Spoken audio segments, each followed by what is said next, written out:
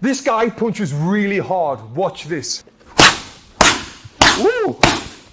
Look at this guy. I feel like he can do that all day long, me shoulder. Now, the reason why he does punch hard, yes, he's got good form and technique, but he's been doing these 7 exercises. That's going to increase your punching power if you do them. And this guy right here is my good friend, BJ Gaddour, who's an expert in fitness and also the former Men's Health Fitness Director. Now, before we get into these great 7 exercises, a lot of people think if I lift weights, I'm going to get big, I'm going to get bulky, I'm going to get slow, like a bodybuilder and punching like this. This is a myth. Or is it not? Well, you know what? When I started working with you, you tell me, was I a little bit stiff? You were a bit stiff, and I did a lot of bodybuilding style of training. So there's 2 types of muscle mass, right? There's functional, meaning that it's the amount of muscle mass that helps you perform better. And there's non-functional, meaning just like pure size that can actually slow you down, make it harder to keep your arms up and get you more winded. So, I like to focus on more body weight training, calisthenics. I use dumbbells, bands, med balls, and those types of drills. I like to do a lot of bar work with pull-ups and dips. You don't need to do heavy barbell work, especially if you feel like it slows you down. So basically, depending on the kind of exercise that you do, it could slow you down, or what we're going to do right now with these exercises can help with speed and with power, right? Yeah, again, I think as long as the movements you do, they maintain full range of motion and full mobility. What's most important when you box is having mastery of your own body weight, right? And then you work the heavy bag for resistance. At least that's going to allow you to keep your punches more fluid. I think a lot of times what happens is people do so much strength training, they don't do enough stretching and mobility to counteract the stiffness that comes, because it does make you stiffer. Yeah. That's why you have to do a lot of extra stretching and warming up to kind of offset some of that stiffness. So if you're not willing to invest in that, it's better to kind of do more body weight style of training and focus more on your sport, so that you don't have so much mass on your body that it slows you down, makes you stiff. It's not necessarily a good look for your sport, though it might impress people at the beach. Yeah. So the first one is the self-assisted single arm push-up. So this one's great because one thing people overlook when it comes to punching power, a stronger muscle has the ability to create more power. So training strength is one of the best ways to get more power behind your punches. And though a lot of people can't do a true one-arm push-up or a heavy, access to weights for a really heavy one-arm press, you can actually do self-assisted single-arm push-up progressions. And this is going to put more weight onto one side of your body so that you're strengthening each arm independently. And if you can start getting good at these, you're going to have a lot of strength behind your punches. So the first way to do it is an uneven push-up. So I have one hand on a medicine ball, and I'm going to have most of my weight here. Think about this as the assisting arm, this as the work arm. Let's say about 30% of your weight's on this, 70% is here. And all I'm going to do is load up this left hand, this down arm, and I'm just assisting with this as much as I need. Now, I make this even harder by going with the archer push-up. So as I extend this arm out, it can't assist as much. So now it's like 90%, 10%. Inhale down, exhale up. Try pausing if you can right at the bottom too, to really strengthen it out. And again, you get good sets of 5 to 10 reps on this. Eventually you can even close the gap and do a regular one-arm push-up. How exactly does it build the muscles to be able to punch harder? So if you think about what's going on with a punch, right? What's directly involved with a punch, you have triceps, shoulder, and your pec. So it's isolating the upper body component of the punch. So if you get really strong upper body and you can throw hips behind it too, so that's going to increase your overall power output. But you'll be like George Foreman, remember that guy? Yeah. He could just be in place, and he had such strong upper body that he could just punch. He'd throw power punches with just his upper body. So again, that's one way to look at it. Not all the time in a fight or a boxing match do you have the ability to set up and really get the distance and throw with your full body. You're close, but you can really get some power behind these punches with the stronger pecs, triceps, shoulders, and again, huge core engagement on that. That's a one-arm plank. Yeah. We're working basically right there. Yeah, love it. So this next drill, we're actually getting you on your feet. We're working some power punches, the cross in particular, and we're using some band resistance. And what's so great about bands is that the tension increases as it stretches, but it pulls you back faster into the punch. So it's actually getting your punch turnover increasing, but also direct power potential worked in the functional punching position. Great. So I'm going to use you as, you could use a pole or a power rack, but Tony will be my pole or power rack for today. I don't mind being your pole, mate.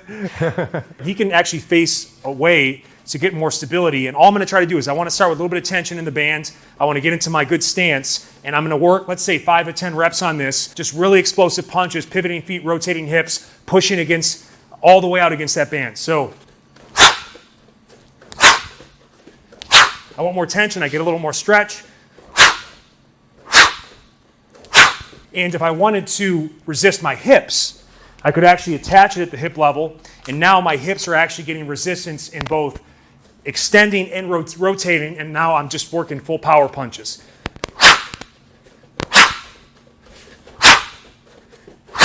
The band wants to pull me back, so I've got to create a lot of forward force and trajectory to stay in place. So it really teaches you how to ground your feet and settle into your punches. You do 5 to 10 reps of that, especially with the hand resistance, and then you punch unloaded.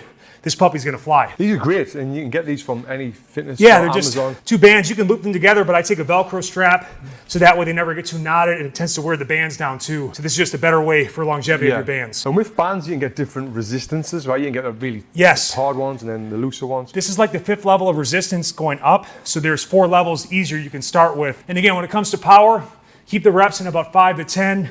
And the work period's about 10 to 30 seconds. Anything longer becomes more of an exercise in endurance. Yeah, and an important thing with this and with any other exercises for power is you need to have good form. When you're doing boxing specific drills, you need to always, focus on turning your hips, transferring your weight like you were doing right there when you were 100%. throwing it. Keeping that good form and technique will only going to help you with this. And by the way, the best workout for this, I do 10, you do 10. So now I become your post. Okay. And then you go, and we could go like that for 5 or 10 minutes and get an incredible metabolic conditioning workout while working on our power. Because again, while you go, I rest. Right, yeah. So it's a really smart way to train. And you just, you can also push your partner a lot. You can tell who's punching harder. Right, yeah, we'll do that after the video. This guy's, I can't handle this guy.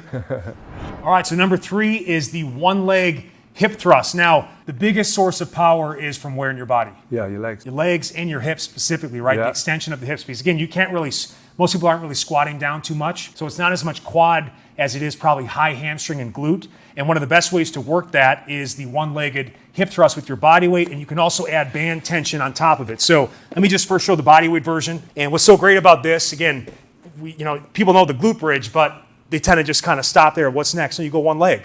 And now, got to work it through one leg entirely. You strengthen imbalances between sides. Inhale down. Exhale up. I can apply resistance with a band pinned at the hips, and now I'm getting peak tension at peak hip extension. Or I can take, indoor, by the way, I can apply both techniques. I can take this mini band, and it actually resists. I get resistance for both my hip extensors in the down leg and my hip flexors in the top leg. And this is great for sets of 10 to 20 repetitions. Again, notice I've got a straight line from my knee through my shoulder. I'm not hyperextending the back. I'm not going so fast. I'm squeezing and maintaining the contraction, coming down. And again, the more mobile my hips, the better range of motion, the stronger my glutes, the harder I can punch, and the less back pain I'll have. Yeah, what's funny about this is if I went into a gym and I seen someone doing these exercises, the last thing I think they're doing these exercises for is punching power, but it really does increase the punching power. I trained BJ a few years ago in boxing. I remember when you first come to the gym, yeah, you were strong and you could punch okay, but then you start going home and doing homework and coming up with these different exercises. And I can remember how hard you start hitting your punching power really increased. And I know you were doing this sort of work. So everything, all these exercises really do work. They do, and one of the things I like to do too is I like to pick movements that are low impact, high return. So yeah, a deadlift can really build your whole body and your backside, but it has a lot of potential risk. Yeah. It can wear down your spine. In fact, most powerlifters are really just between injuries. This movement has very little spinal stress. And again, it's teaching you how to use your hips without using your lower back, and you can do it anywhere. So that's a big part of it too, is a lot of the people watching, working out at home, or you're traveling, or you have a gym with minimal equipment, like this type of gym. This stuff travels well, like a championship defense. It goes on the road really well. And that's a great thing about BJ's YouTube channel. You should definitely check that out. He's got a ton of exercise on there, workouts on there that you can do when you don't really need any equipment as well. I appreciate that, man. Thank you. So let's get on with the next one. Here we go. Number 4 is swings. Now, these exercises that you need a kettlebell or a dumbbell for, I think with this one, like all other ones, but this one in particular, you really need to focus on your form. Form is everything in this. I hesitate to even show it because there's a lot of kettlebell purists that will start, crapping on our form and technique. But the reality is it's one of the few movements that trains extension of the ankle, knee, and hip in a horizontal trajectory, much like your punches will be, right? Right. A lot of other movements are more vertical based, which don't have as much of a functional carryover. And this is like a staple in any sort of combat sport, particularly because it really helps work the backside of your body, which provides balance to all of the front side work you do. Boxing can be very anterior dominant, chest, People do a lot of push-ups. So this actually helps strengthen the entire backside of the body and build punching power in terms of driving through your hips. Here's how I teach it. I keep the weight about 12 to 18 inches in front of the body. You want to get your toes kind of pointing forward here, about hip to shoulder width apart. And then the key is you want to be able to hinge at the hips. If you can't do this, like without rounding your spine, don't do this exercise, okay? So this is kind of a more advanced drill, but again, people working on power, you figure they're ready to take the next step, right? So I come down, I kick the bell on its side. I'm gonna inhale through my nose into my belly every time I hike it back to stabilize my spine, and then I exhale up to power the movement, much like you exhale on a punch. Yeah.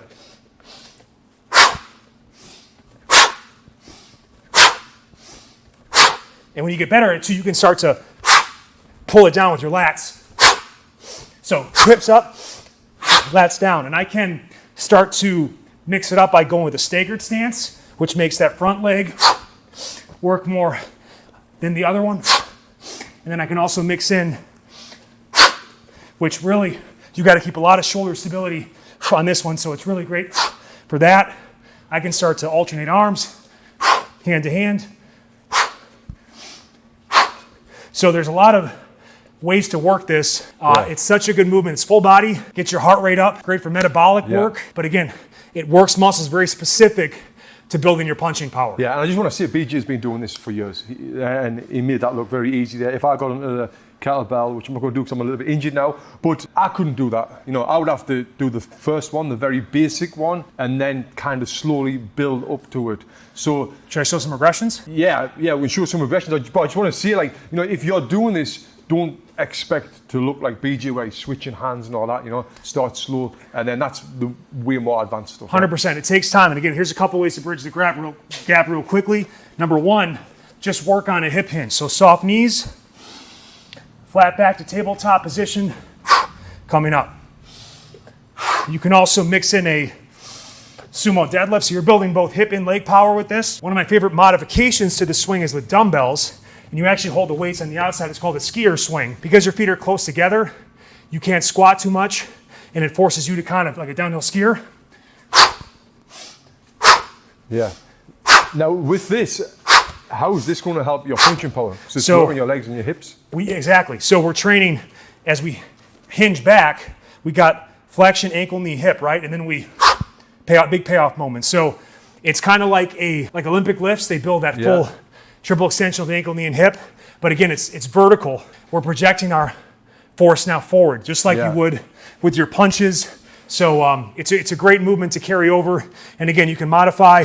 You can even start with your body weight, just kind of reaching back and building it up. But again, finding a way to build the backside of your body with minimal equipment. The swing is worth taking the time to get the mobility and the form in place, because it can get a lot of miles out of the swing. Like a simple 40 to 50 pound kettlebell, 10 to 20 reps, repeat sets. It'll really build your conditioning and your power. Yeah, great, I love it. Number 5, the overhead slam with the med ball. I love this exercise. This is a fun one, much like boxing. It's great for mental health, lets out your stress. Yeah. And it's generally very safe to do as long as you do it correctly. So a lot of people will get too much spinal flexion on this. When you slam, again, you can either go like this or arms behind your body to get more of a tricep stretch and more lat engagement too. Notice how I'm dropping my hips. Yeah. My shoulders always stay higher than my hips. So inhale up. And then I can start to mix in. Yeah. So you can have a lot of fun. You can really mix it up. Again, I like this as people are familiar with Tabatas, those 20 on 10 offs. You can do like push-ups for 20 seconds, rest 10 seconds, slams for 20, rest 10 seconds, 4 minutes of metabolic conditioning, and working on your power, overall total body power. Yeah, it's great to add into any circuit training as well, right? Oh, it's fantastic. And again, especially the padded balls, these are safe movements. Even if you did this wrong, it's not as catastrophic as, say, a loaded jump or anything with a barbell. Yeah, I taught a guy this before, but the med balls that we had were the wrong type and the ones that bounced. Yes. And you know what happened? Boom, smash in his face and big time. Blood in his nose. That's not a good look. Number 6 is another one with a med ball, the med ball shot puts. And this is something that, I used to do training for the Olympics. We used to do this all the time in the circuit training, and it's a fantastic exercise. This one's great. Again, you're actually getting into your kind of stance and working on full good crosses with pivoting feet, rotating hips. And again, you can do this against the wall as an individual, but this is a way to do it with a partner. And I get the benefit too of actually absorbing his power, loading it, and then, as Tony pointed out, finish with a punch. Yeah, so when you throw it and then finish with the punch. Oh, I'm sorry. So that's good that happened, because this is something that you can tell whether you're punching straight or you're punching across. Because a common mistake in boxing is people throw across and they'll punch across there. That means the power's gone across there. So when you threw that means your power is kind of went that way, where we want the power to go straight through the middle. So you can really, see if your punches are going straight forward, like that, which is much better. And then when they come to the side a little bit, it means your power's going to the side a little bit. 100%. Yeah. And now another thing that you can do is you can work on your hooks. So I'm going to be standing in my boxing stance like this, and I'm going to work on the right hook, and I'm going to rotate and turn into it like that, and then BJ can throw it back. And then the same on the left, if you want to jump there, I can work staying in my boxing stance, rotating and throwing that left hand. And then again, trying to get the power straight when you throw that hook. Exact same technique as you throwing the punch. You're throwing it with the ball. Before we show you this final exercise, what's really going to help you punch harder, I just want to talk about the sponsor of today's video. Real quick, I'm stopping the video, putting my coat on, going into the garden and telling you about today's sponsor. Now, I want to give you a supplement for free, and that is Onnit Alpha Brain. I first heard about this from UFC commentator Joe Rogan. It's 100% legit. If I go to a UFC and I don't have Alpha Brain, I panic. I really do. So I thought, well, if it's good for him, it'll be good for me, and I take it, and it is fantastic. This really helps support my memory, my focus, my creativity, everything like that. And I also like to take it before workouts as well. So check it out. Click the link below. Get 15 days free trial of Onnit Alpha Brain. Also go to onnit.com/boxing and you get 10% off their entire website. Check it out, guys. You're going to love it, and you can thank me later. Now, the weighted pull-up. BJ, why does the weighted pull-up help you punch harder? So much like we talked about earlier, anything that improves your strength, improves your ability to create more power and speed. And boxers, you notice boxers or combat athletes tend to be very kind of rounded and hunched forward because they really work the muscles in front of the body and not enough in the back. So this is going to help increase your overall upper body strength. And yes, you punch with your legs and hips too, but a stronger upper body does increase your overall power potential, and there's no better exercise than the pull-up. Now, in terms of how you should progress this, I recommend starting with either a neutral hammer grip or an underhand grip. That's going to be the strongest and most safe position for most joints. Overhand tends to be very challenging because it requires a lot of mobility and stability to do it, so hold off on that. So with an underhand grip, once you can do 5 to 10 full range of motion dead hang pull-ups, and I like to teach it with the feet blocked together, so you kind of squeeze the legs together and pull up, elbows to ribs. Don't worry about what your chin is. Just pull your elbows tight to the ribs. Inhale down. Do it from a dead hang. Once you can do 5 to 10, anything higher is just stamina. So now you got to go to strength. So we can go with either a weight vest, chains. I like to go with a medicine ball. I get that pelvic squeeze between my legs, and I also get the weight down low, which actually weight down low feels more challenging than weight up on top of your body because it's down low in terms of the lever. So I'm here and get a good stretch.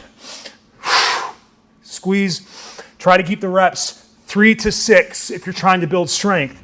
And I'll tell you what, this will really blow up your upper back, your lats. Some of the best boxers in the world, what do you notice when they turn around? Yeah. They have a big, wide lat sweep. Best exercise to build your lats. If you can't do vertical pulling, a great modification, either like a TRX or gymnastics rings or parallel bars, is an inverted row. And this is how you can kind of build up to doing pull-ups. Now, bodybuilding tip, do as many weighted pull-ups as you can, and then do as many inverted rows as you can to follow. So it's kind of a drop set, great way to extend time under tension, blend strength in stamina, and get some serious gains. Yeah, would you recommend doing these like after a boxing session or doing a total different session, just focusing on the strength stuff and this stuff? Great question. Anytime you train strength power, you want to do it when you're fresh. Okay. So it would be either pre-session or do it on a different day. Right. Usually the way I structure my training, I do kind of strength work one day and then conditioning or boxing work the next day, because I find boxing kind of feeds my recovery. Yeah. And it's just a nice way to kind of blend your training so that, you're recovering from the strength work while you're doing conditioning, and conditioning too, because it's heavily aerobic. You're aerobic system is what drives your recovery. If you say this last, you're going to be tired, and luckily, probably the form is going to be sloppy, and you're going to be about half as strong or powerful as you would be otherwise. And then on the flip side of that, if you've done this before a boxing session, you'll be fresh. Before your boxing session, you'll kind of be pretty dead, right? You could get a little bit fatigued. Again, it's all about volume, right? So if I just did like a couple sets and I didn't ground myself into the ground with it, it actually might help increase my power, because working with some load actually excites your nervous system and can make you create more force when you're unloaded. Yeah. But if you do a lot of volume, like let's say if you did a couple sets, no problem, 3 to 5 plus sets, then yeah, you're going to be, your punching form and power will suffer during the session. So now we've just went over 7 great exercises. Would you recommend doing all of them exercises in one session, or would you mix and match? What I would focus on doing is picking a couple, maybe pick one that is more lower body intensive, one that's more upper body pushing, one that's more upper body pulling. For example, maybe the self-assisted single arm push-up, the one leg hip thrust, and the weighted pull-up. That'd be a full body workout working on your hips, front side of your upper body, the back side of your body, so all the muscles involved in punching, and they're non-competitive. So you can actually do them kind of in a row to save time and for efficiency's purpose. I wouldn't recommend doing like multiple chest. You want to get a full balance there. Doing them all would be really challenging. So I would take these 7 movements and think about spreading them out over the course of 2 to 3 sessions in a given training. Now you know the exercise to do to punch harder. If you want to click here and find out the 3 best exercises that you can do that will help you punch faster, click here and watch this video next.